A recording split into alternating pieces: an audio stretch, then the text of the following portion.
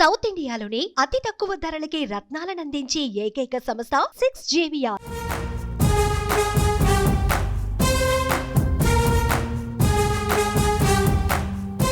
వ్యూహాలను తనకు వదిలిపెట్టమని పదే పదే చెబుతున్న జనసేన అధినేత తన పోటీ పైన అధికార పార్టీతో మైండ్ గేమ్ ఆడుతున్నారా? ప్రత్యర్థుల బలహీనతలను బయటపెట్టే ప్రయత్నం చేస్తున్నారా? గత ఎన్నికల అనుభవాన్ని పవన్ ఇప్పుడు ప్రదర్శిస్తున్నారా? అందుకే నియోజకవర్గాలను మార్చుతూ ప్రతివ్యూహాలను అమలు చేస్తున్నారా? గాజువాక, భీమవరం, తాడపల్లిగూడెం, తిరుపతి అసెంబ్లీ, కాకినాడ పార్లమెంట్, చివరికి పిఠాపురం అసెంబ్లీ పవన్ వ్యూహం వైసీపీకి అంతు చిక్కడం లేదు. పవన్ పోటీపై జన సైనికులు ఫుల్ క్లారిటీతో ఉన్న వైసీపీ శ్రేణులు ఎందుకు కన్ఫ్యూజన్ అవుతున్నారు? అసలు పవన్ పన్నుతున్న ఆ తిరుగులేని వ్యూహం ఏంటి? అష్టదిగ్బంధనం నుండి పవన్ ఎలా బయటపడబోతున్నారు?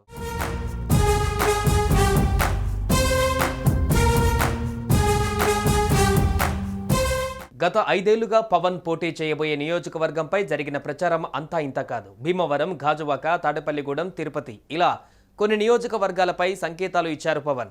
చివరకు పిఠాపురం నియోజకవర్గాన్ని ఎంపిక చేసుకున్నారు. అక్కడ పోటీ చేస్తానని ప్రకటించారు కూడా.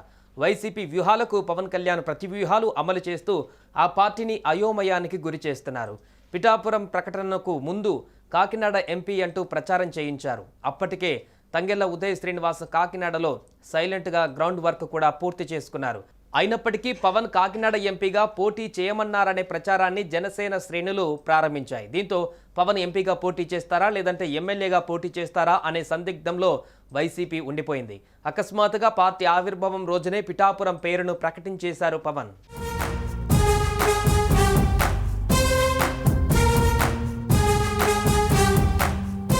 పవన్ ప్రకటన సడన్ గా చేసిందే గానీ ఆ పేరు ప్రకటించే సమయానికి సర్వేలు పూర్తవడంతో పాటు పార్టీలో ముఖ్యమైన నాయకులు, సామాజిక వర్గాల వారీగా పట్టున్న నేతలతో జనసేన సంప్రదించింది. అందరి నుంచి మద్దతు కూడగట్టుకున్న తర్వాతే పిఠాపురం పేరును ప్రకటించారు. పిఠాపురం నుండి పోటీ అని క్లారిటీ ఇచ్చినా కాకినాడ ఎంపీ అంటూ కొంత సందిగ్ధత కొనసాగేలా చేశారు పవన్. అయితే మళ్లీ ట్విస్ట్ ఇస్తూ కాకినాడ ఎంపీ టికెట్ను పిఠాపురం ఇన్ఛార్జ్ టీ టైమ్ ఉదయ్కు ప్రకటించేశారు. ఈ ప్రకటన తర్వాత పవన్ మరింత వ్యూహాత్మకంగా వ్యవహరించారు. ప్రత్యర్థి వంగ గీతపై ప్రశంసలు కురిపించడం కూడా పవన్ వ్యూహంలో భాగమే.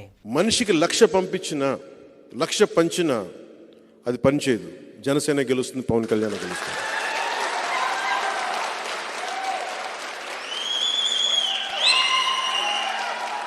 అలాగే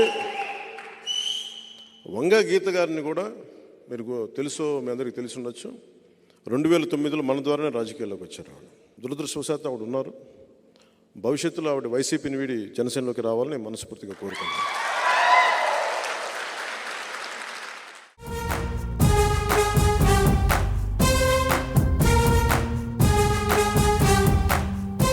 పిఠాపురం నియోజకవర్గంలో ఎలాగైనా గెలవాలనే పట్టుదలతో ఉన్న వైసీపీ అక్కడ కోట్ల రూపాయలను గుమ్మరించడానికి కూడా సిద్ధమైందంటూ టీడీపీ, జనసేన శ్రేణులు ఆరోపిస్తున్నాయి. పవన్ నోటి నుంచి పిఠాపురం అన్న మాట వచ్చిన మరుక్షణం ప్రత్యర్థి పార్టీ యాక్షన్ ప్లాన్ను ప్రారంభించింది. ఏకంగా పెద్దిరెడ్డి మిథున్ రెడ్డిని రంగంలోకి దించింది.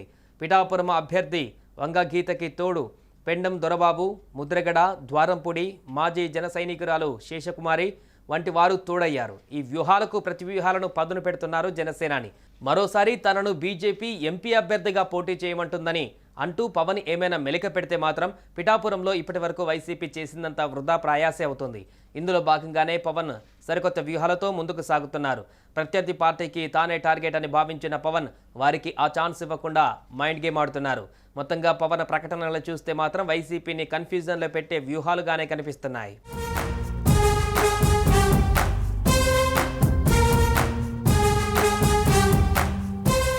సుమన్ టీవీలో మీ పర్సనల్ అండ్ బిజినెస్ ప్రమోషన్స్ కోసం కింది నెంబర్కి కాంటాక్ట్ చేయండి.